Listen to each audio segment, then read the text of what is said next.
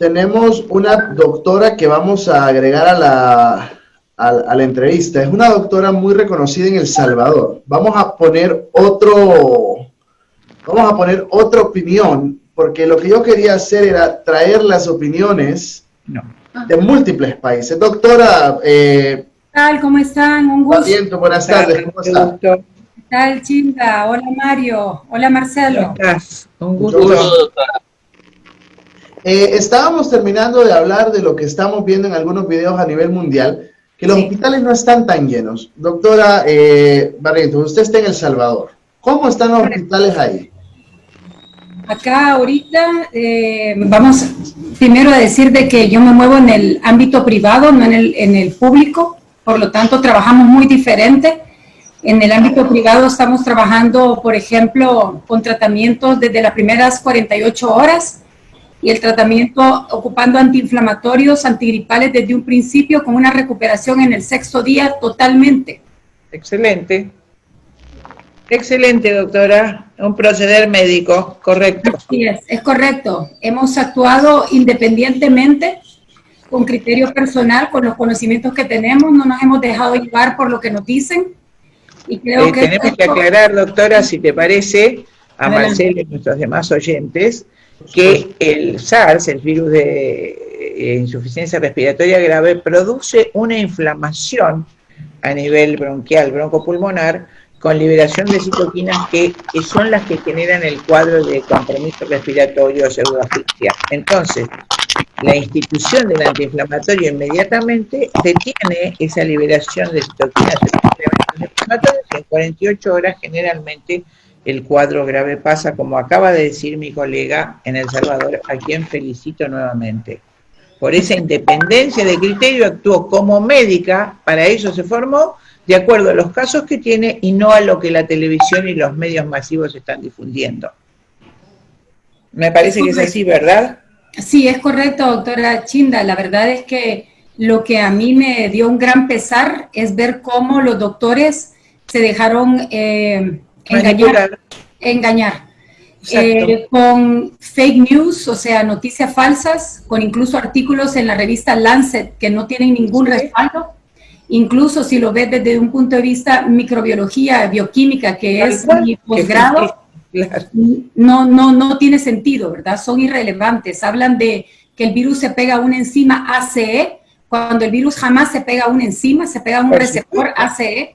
Y ellos porque puede sobrevivir en el papel. Usted no sé si pasa en Salvador, querida amiga, acá en los supermercados diciendo que no usen dinero porque el virus, por Dios, que se contagia por el papel. Así que hay virus Superman que pueden sobrevivir sin células en todos los objetos. Tenemos que tirar todo lo que estudiamos en medicina, de virología. Estamos de acuerdo. Un amarro de pelo. Es increíble, querida colega. Eso era parte de todo. Parte de todo era crear este ambiente de miedo, porque era la única forma de paralizar no solo al gremio médico, sino paralizar a la humanidad.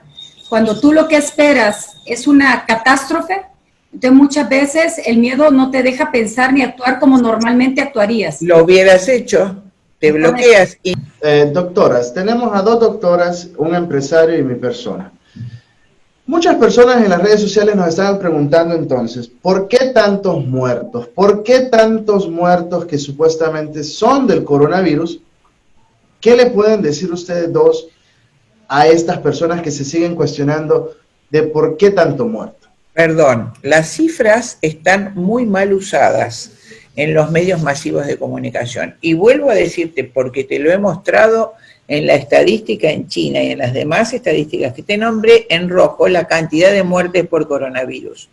Entonces, si vos, sin fundamento, como la receta que acabo de mostrar, decís que el paciente tiene coronavirus y se murió y no tenía coronavirus, no hay fundamento. La prueba de la PCR es muy cara, no se hace en todos los hospitales, no sé la doctora que dice en Salvador. La prueba de los anticuerpos es fidedigna, vos tenés IgG, son pacientes que están curados, que han tenido con o sin síntomas, se han superado la enfermedad, si tienen anticuerpos IgM la están padeciendo, entonces tenés que tener un diagnóstico de certeza. Aún así, el número de muertes que veo en las estadísticas se corresponde, no sé qué dice la doctora que está en el hemisferio norte, yo estoy en el hemisferio sur, con las muertes estacionales por problemas respiratorios. Quiero leer la estadística. Doctora Barrientos, usted que está en El Salvador, ¿cuál es el ambiente allá ahorita? Yo soy salvadoreño. ¿Cómo se ve la situación allá en El Salvador?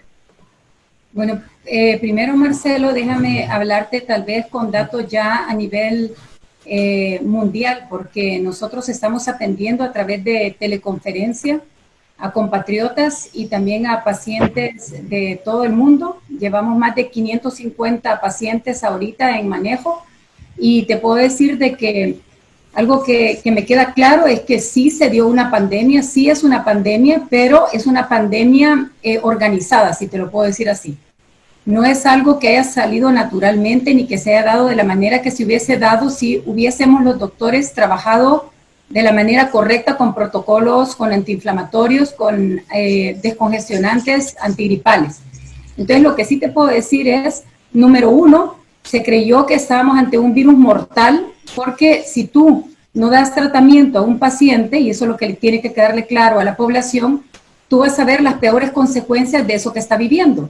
Si vamos a poner el ejemplo de algo que no es el coronavirus, el H1N1, que es una influenza tipo A, que fue la que devastó a España durante los años de 1900, que fue creo que 1919, después de la Primera Guerra Mundial, es una H1N1. Eso significa que en aquella época no teníamos las ventajas de la medicina que hoy tenemos y por eso murió tanta gente. Ahora, teniendo las ventajas, teniendo tanto medicamento fabuloso, tanto inhalador antiinflamatorio, nebulizaciones, lo que ha pasado es un desastre. O sea, esto jamás debió haberse dado. Entonces, para que el público comprenda, si tú tienes una diarrea con vómito y yo te digo, no puedes tomar nada para el vómito, no puedes tomar nada para la diarrea, y yo te pregunto, ¿qué va a pasar con ese paciente? Se va a morir de algo que debió ser curado correctamente con un médico independiente que proceda como médico. Es correcto. Entonces, lo que la gente tiene que entender es que las muertes han pasado. Eso no es una mentira, es una realidad. La pandemia se ha dado, esa es una verdad. Aquí lo que queremos tratar de explicarles es que se ha dado porque hemos tenido un protocolo incorrecto a nivel de salud pública y que además de eso se reforzó por ministros como el de Francia, Oliver, que dijo de que no se dieran antiinflamatorios tipo ibuprofeno. Tenemos a la Organización Mundial de la Salud que las primeras consejos que daban eran no ocupar ni antiinflamatorios, no esteroideos, ni esteroides, ni nebulizaciones porque el virus lo empujaba a una terapia respiratoria hasta el pulmón. O sea, yo he oído cosas tan absurdas que yo no puedo creer que un neumólogo crea eso, pues, porque hemos tenido enfermedades virales como el virus sincitial respiratorio que te da un distrés respiratorio, incluso en bebecitos recién nacidos, y lo primero que tú haces es pones terapias con esteroides. Y eso no hace que el virus llegue más rápido o menos rápido. O sea, al solo respirar, lo que respira llega hasta pulmón, te guste o no te guste. Doctora Barrientos, ¿cómo están manejando ustedes, con qué tipo de medicina están curando, por decir así, a los pacientes de escasos recursos de El Salvador? Porque obviamente El Salvador es un país con una pobreza muy grande, como muchos en Latinoamérica. ¿Qué es lo que la gente debe de hacer, obviamente, en un caso dado tenga los síntomas o sea diagnosticado con el COVID? Y la misma pregunta va para la doctora Brandolino. Ok, la respuesta que te voy a dar es como médico independiente privado. No te puedo hablar a nivel de salud pública porque el protocolo va siguiendo a la Organización Mundial de la Salud. Por lo tanto, acá en El Salvador, el protocolo para la salud pública es acetaminofén y loratadina. Eso es todo. Acetaminofén lo tenían estipulado 3 días y loratadina 5 días. Eso era todo el manejo que ellos tenían. Entonces, como tú verás, es un manejo meramente sintomático del dolor, de la fiebre, y en los niños incluso en la fiebre sabemos los médicos, sobre todo los que tenemos un posgrado en farmacología, que el acetaminofén o paracetamol, si tú no lo combinas con ibuprofeno, no es tan buen antipirético.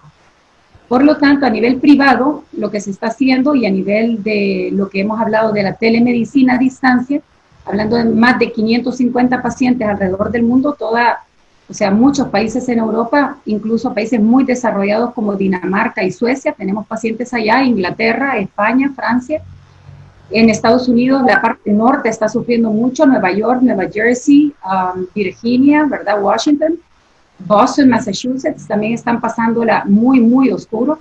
Y eso es porque todo el manejo es acetaminofén, irse a su casa y esperar a que se ahoguen. Entonces, el tratamiento realmente es antiinflamatorio desde el primer día. Los primeros 2 días que los síntomas son muy parecidos al gripal o a cualquier proceso viral, ya el dolor de cabeza fuerte, el dolor de cuerpo te está indicando un proceso inflamatorio. Entonces se inicia con ibuprofeno 400 miligramos 3 veces al día por 6 días, y si tenemos síntomas gripales como congestión, rinorrea, dolor de garganta, comenzamos con un antigripal de buena calidad 3 veces al día por 6 días también. Al segundo día la mejoría es impresionante, y al quinto día, sexto, el paciente está sano, como que nunca pasó nada. Lo veo muy, muy similar al H1N1, al ser un virus nuevo, influenza A. Al cuarto, quinto día, si tú no dabas un tratamiento antiinflamatorio, podía haber una bronquitis o una neumonía. Entonces, no estamos ante algo muy diferente. Entonces, lo más importante es, ojo, los médicos tienen que despertar. Sobre todo aquellos doctores que somos médicos de vocación, no por dinero, aquellos que realmente nos interesa la salud pública, nuestros pacientes. Es un despertar, y despertar pronto, para que estos protocolos cambien y veas tú lo que nosotros estamos viendo. No tengo por qué decir lo contrario. Tenemos nosotros ya muchísimos videos grabados de los pacientes curados. Hemos sacado adelante inclusive pacientes que tienen 21 días de fiebre. O sea, casos donde yo te digo, hemos llorado. Padres de salvadoreños que nos han llorado cuando nos han pasado los contactos de sus hijos. Entonces, yo te dije ya ahí el manejo, ¿verdad? Y para mí debe ser público, así como Texas ya está ocupando ibuprofeno, Miami, quiero ver qué hospital, la Mayo Clinic tiene como primera línea ibuprofen. Entonces, tenemos que mover a los hospitales, sobre todo del norte y de Europa, a hacer estos cambios rápidamente y a enterarse que tú no tienes por qué seguir un protocolo fraudulento, tú no tienes por qué hacer caso de algo que no tiene lógica científica ni clínica. El médico tiene que seguir lo que ha vivido en su experiencia en sus consultorios y ser muy independiente, porque entonces es como que un abogado de un lineamiento de cómo hacer un contrato y todos lo hagan así como él ha dicho, sin que tú profundices lo que se te está ordenando. Hablaba era de que en el Perú una persona hablaba del hecho de que si cuando había neumonía es una neumonía típicamente viral o había algún tipo de microorganismo involucrado, o algo así era su pregunta. Entonces, sí es muy importante esto, porque en pacientes que ya tienen más de 5 días de proceso inflamatorio sin un tratamiento antiinflamatorio, va a haber una sobreagregación bacteriana. Bacteriana, como yo lo expliqué hoy. Por lo que tienes que dar antibiótico. Correcto. Es muy importante, porque muchas veces hay pacientes que llevan 5 o 6 días enfermos y quieren tomar un antiinflamatorio, pero si no le combinan con antibióticos, van a creer que la fiebre es por el Advil o por el naproxeno, y no, se equivocan, es por una bacteria, y por lo que hay que dar un antibiótico al mismo tiempo que el antiinflamatorio. Vas a tener éxito, rotundo éxito, el paciente se va a recuperar. Doctora, exactamente, creo, Marcelo, que yo lo dije eso al principio, exactamente, casi con las mismas palabras que la doctora. El desconocimiento, desgraciadamente, o como vos decís, paralizados por el miedo, la infección viral se complica después de unos días con infección bacteriana. La neumonía bacteriana es la complicación típica de estos virus. Entonces allí hay que agregar el antibiótico adecuado y uno no tiene ningún problema. Lo dije justamente antes de que llegaras al programa, porque me impresiona cómo están los medios masivos difundiendo que la gente se muere por neumonía, por el COVID-19, como si el COVID-19 que... O sea, así que bueno, lo has aclarado magníficamente. Bueno, yo creo que me gustaría cerrar con algo importante. Número 1, sí ha habido una cantidad de muertes enormes en Europa y en el norte de Estados Unidos. Algo así como 18 de cada 100 enfermos, eso no es normal. Segundo, que los protocolos han sido totalmente errados. Italia rompió relaciones con la Organización Mundial de la Salud. Estados Unidos también está viendo exactamente lo mismo. Entonces, lo que yo quiero decir es que si los protocolos hubieran sido correctos desde un principio, jamás hubiéramos visto la mortandad que hemos visto.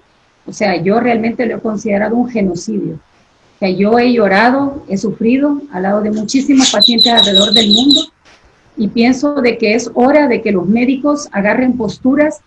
Me parecía como que éramos sordos, ciegos y mudos.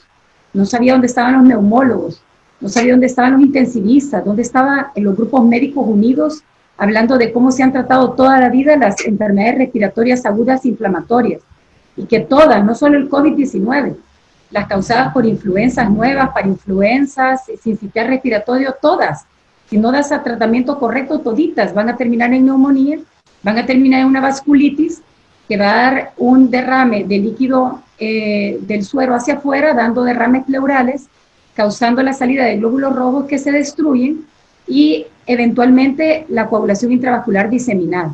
Eso no lo da el COVID-19, lo da la inflamación pulmonar sin retroceso por no dar antiinflamatorios. Agradezco haberme invitado. Realmente solo soy un médico en El Salvador, no soy alguien conocido, no soy alguien de premios, pero lo que te puedo decir es que soy un médico que amo lo que hago y mi intención es salvar a la mayor cantidad de pacientes. Gracias, Marcelo.